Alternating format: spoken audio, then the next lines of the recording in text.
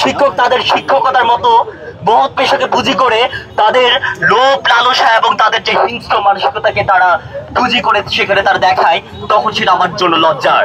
64 জেলা থেকে, প্রত্যন্ত এলাকা থেকে আমাদের মা বাবারা কত স্বপ্ন নিয়ে আমাদেরকে পাঠায় ঢাকা বিশ্ববিদ্যালয়ে।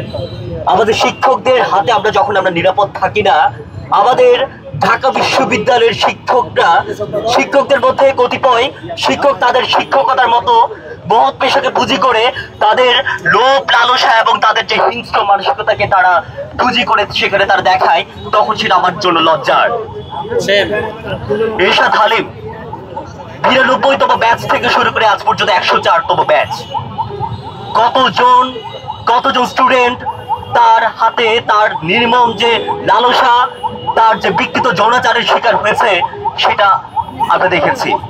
আমি যখন পোস্টে পড়ছিলাম যে কিভাবে তিনি তার নির্মম যে লালসা আছে সেটা তিনি আদায় করতেন, শিক্ষার্থীর তার যে দুর্বলতা আছে সেই দুর্বলতাকে কাজে লাগিয়ে আবার কাজ শুরু উঠছিল।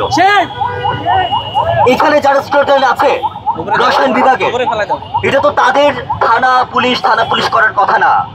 এটা তো বিশ্ববিদ্যালয় প্রশাসন যখন জানবে যে শিক্ষার্থী একজন শিক্ষক দ্বারা এরকম বিকৃত যৌনাচারের শিকার হচ্ছে, তখন বিশ্ববিদ্যালয়ের প্রশাসন নিজ উদ্যোগে এটার আইনি পদক্ষেপ নেবে। এটা তো বিশ্ববিদ্যালয়ের প্রশাসনের আইনি পদক্ষেপ নেওয়ার কথা।